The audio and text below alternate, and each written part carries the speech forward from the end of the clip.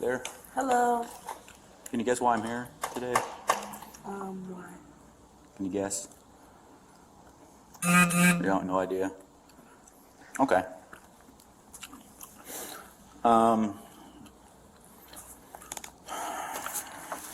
Is it my ID? Yeah. Who made that? I know the person who had it made. I know who that is, and I know their Instagram. And yes, I would be a snitch. I don't care.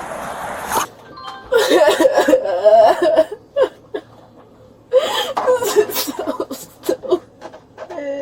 I don't know if we want to go around a different way or not, but so we got her just sitting in there. Oh, okay. Just a quick rundown. So she gave us a credit app. She had trouble filling out her information. Signed on the back. Her name's Emily. Signed it with a second E in the name. Came in saying she wanted Like at the beginning? Yeah. No, it's Emily, and then instead of just L-Y, E-L-Y, and that's not how her name is on the license. She just has like a temp license. She said she wanted a $450 payment. Wasn't sure if she'd get approved. Showed her a $1,200 payment. She signed right away. We looked up the address. Doesn't line up. She says she's in Cincinnati. Works at Cleveland Clinic. Nothing. She got dropped off. She said random. I mean, didn't call in about the car, and it's a Range Rover. So You guys have her license? I have the temp license in there. Do you want to go by her, or do you want to go around? I just want to see the license. Maybe I can run it and see. It's where and the temp license says she got it at the Ellet at like up here. This doesn't.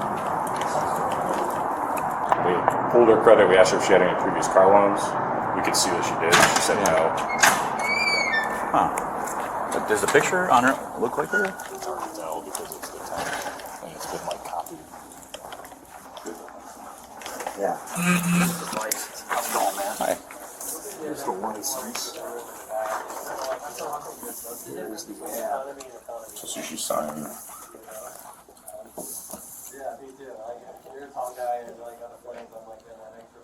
Huh. And obviously, that doesn't really match that. And then she signed it again here with the second E.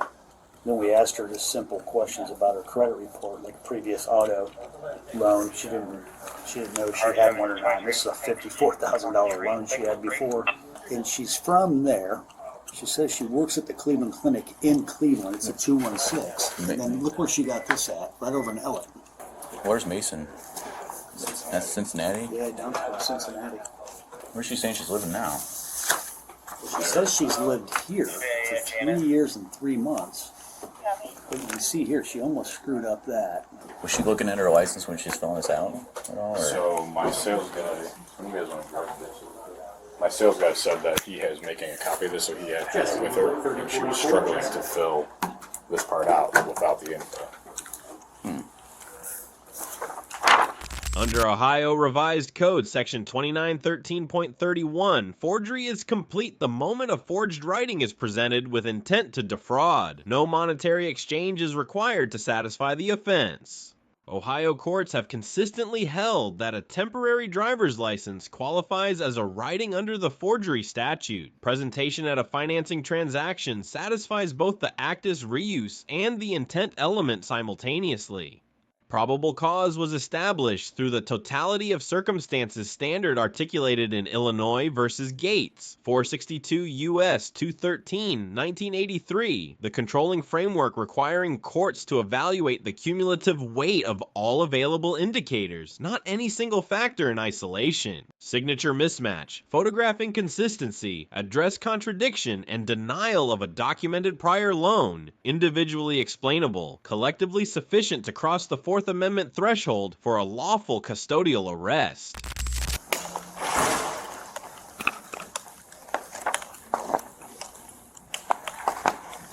There. Hello. Can you guess why I'm here today? Why? Can you guess? You don't, no idea? Okay.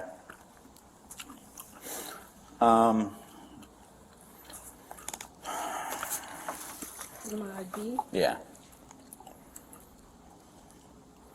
Folks, they're telling me, and you can tell me this is True or not? Where do you live right now? And look at this. Where do you live? I live on 39. In Cleveland? Yeah. Okay. Do you have a real ID on you? No, not right now. No? It's not yours?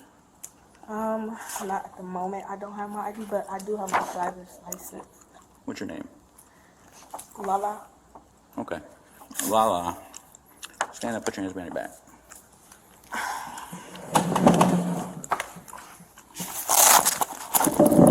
So you know on that piece of paper that you made up? You know how it says, I didn't. read that. Did you read it about the forgery part? Yes. Okay. And it says there. You have anything on you that's illegal? No. Anything sharp, dangerous? No. Drugs? Nope. Weapons or anything like that? Nope. Okay. All right.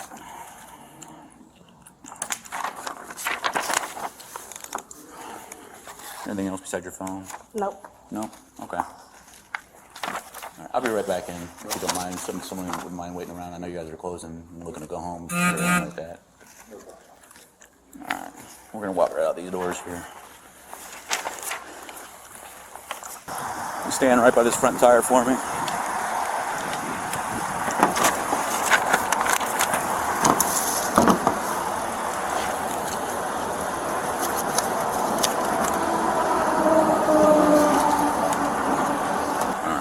Well, listen, you got the right to remain silent. Anything you say can and will be used against you in a court of law. You have the right to talk to a lawyer and have him or her present with you while you're being questioned. You understand all those rights that I read to you? Yes. Okay. Why are you out here with that fake license? It wasn't even my idea, but somebody. Working. It was some dumb shit. So whose idea was it? What were they trying to do? I guess they were trying to put a card, get a card down, and just keep it or whatever. But I told them I don't think that's a good idea because, 14, you know what I'm saying? This is me taking a big ass risk. On top of that, this is my ID. You know what I'm saying? It's my stuff. On top of that, I'm still young. So when I had came in here, they had said. Copy. So you were told what? That'd be an 18-year-old female. They told me to come. They had drove me all the way down here. Gave me that, gave me that, and told me just go in there and say that you want a car down for for $0. Okay. Well, how'd you think that was a good idea? Or even going to work? Exactly. Well, I have a job, but I raised my grandma. Like, I literally take care of her. This is irritating. So you knew that you're coming in here with a fake ID to try to buy a car? Not Really? buy it. Not buy it, then what? I wasn't going to Lease buy it. It was $0 down. I was going to try to see if I was going to get approved for it. So. Okay. And you're going to try to get approved for it, and if you got approved, then what? Nothing. You're going to walk out the door? I was just Or you're going to try to get the car? No, I couldn't. I can't drive the car. I ain't driving it, but I was gonna see if I could get approved. Then I was gonna come back, next day or something. Well, whatever they wanted to do. But I was just trying to see if I could get approved for a car. Okay. You're 18 years old? Yes. Have you tried this before? Nope.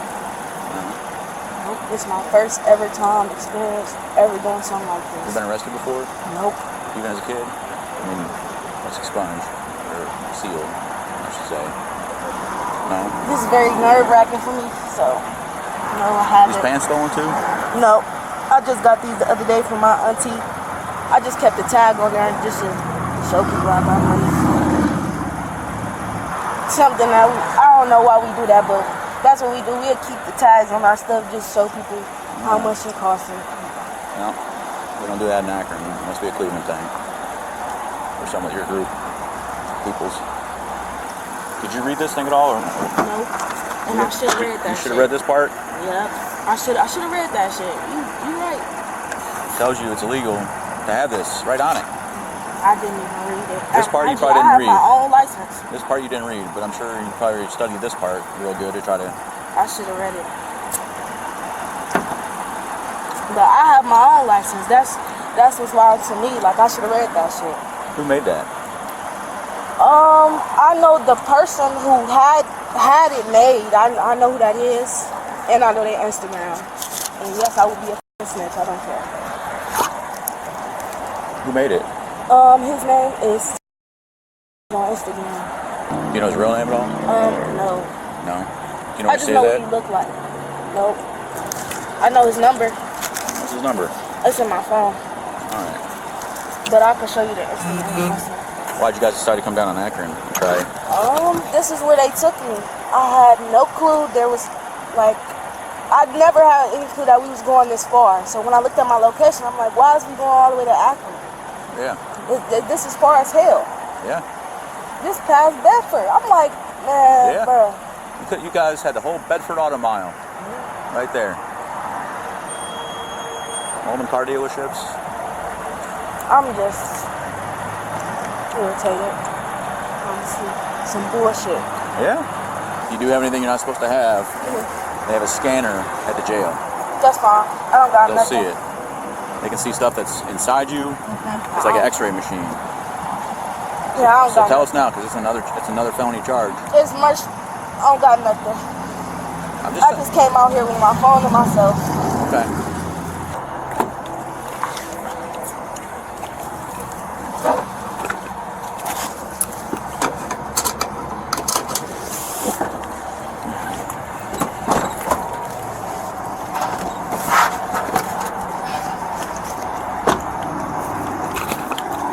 Prior to the custodial arrest, this encounter was consensual. Under United States v. Mendenhall, 446 U.S. 544, 1980, a Fourth Amendment seizure does not occur until a reasonable person would believe they are not free to leave. No such moment had yet arrived. Statements volunteered during the consensual phase require no Miranda warning to be admissible at trial. Rhode Island v.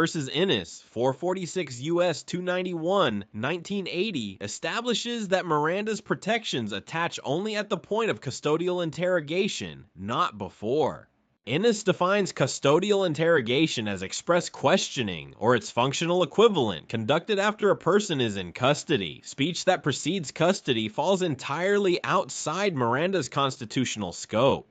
Miranda warnings were administered post-arrest and prior to structured questioning, the procedurally correct sequence. Miranda v. Arizona, 384 U.S. 436, 1966, requires nothing more and nothing less than this precise ordering. The subject waived both the right to silence and the right to counsel. A voluntary and knowing waiver, even absent written acknowledgement, renders all subsequent statements fully admissible under established Fifth Amendment doctrine. Ohio Revised Code Section 2923.03 renders the claim of minimal participation legally irrelevant. Complicity attaches equal criminal liability to every knowing participant in a coordinated scheme, regardless of role or who originated the plan. The statute requires only that the person knowingly aid or facilitate the offense. Transportation to the scene, provision of fraudulent documents, and operational direction each independently satisfy this element. Third parties who manufactured the forged identification and fabricated insurance records bear equal, and arguably greater, criminal exposure than the subject who physically presented them. Originating a fraud scheme does not insulate its architect from prosecution. So is this the car she was trying to buy? This Kia? Did she come in with this, or? No, I needed her to show me proof of insurance, so whoever she was talking to created that, and then she's... Oh, it is, okay, it is insurance, okay. She had me take a picture of it off of her phone. Oh, I see, okay. Never a dull moment in your room. Can't believe they thought she could get away with it. But when you're 18, I guess. Hey. Lala, tell me about these insurance documents. Huh? They sent that to me so I could show them. They sent it to you? Okay, so you didn't come up with them yourself? Was it the same person that TAFE 4 person sent you these things? My phone, I can show you. Okay. All the messages. They're up in Cleveland now, this type person? Or do you hang out with them in person at all? Well, this is actually my second time meeting them. They shouldn't be that far, not too far from here, because they the ones who dropped me off and was waiting. So. Was it the guy that dropped you off? He dropped you off? Yes. Were you supposed to call him to come pick you up? Well, it was when I came out. They supposed to be waiting right there where they dropped me off at. But they supposed to. They probably saw me and took off. I bet Yeah, that's what I'm guessing. But what kind of car they got? it was a Nissan. What color? Gray Nissan. And that when I first pulled up, I was sitting over there. They were sitting over there. You could see them. Yeah. All right. Yeah, they probably took off. That'd be dumb to hang out. Okay.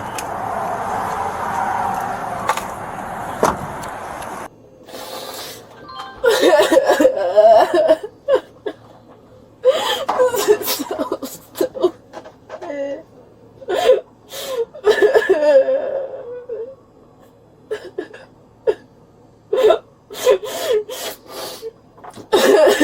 Excuse me. Yes.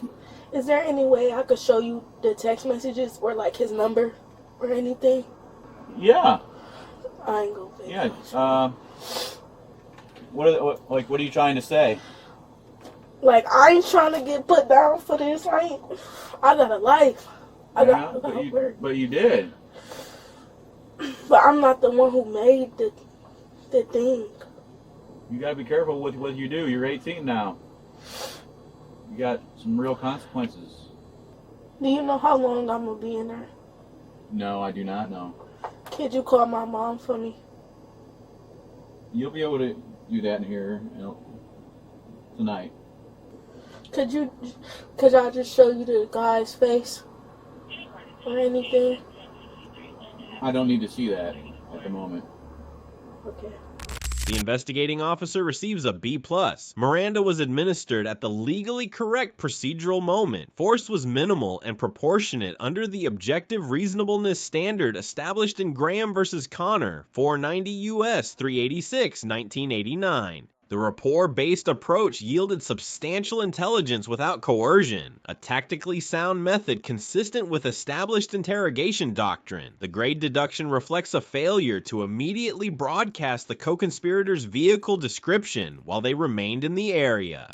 The subject receives a C+. Post-arrest cooperation was genuine and may carry weight under Ohio's substantial assistance framework at the prosecutorial stage. But cooperation functions as a mitigant, not a defense. Felony exposure attached at the moment of presentation. The consensual encounter represents a constitutionally unprotected zone that practitioners frequently underestimate. Statements volunteered before custody, without prompting and without warnings, carry identical evidentiary weight to post-Miranda admissions and are equally available to the prosecution. Complicity statutes are designed to reach precisely the peripheral participant, the individual furthest from the scheme's origin and closest to its execution. Criminal liability concentrates at the point of the overt act, which is invariably the person law enforcement encounters first.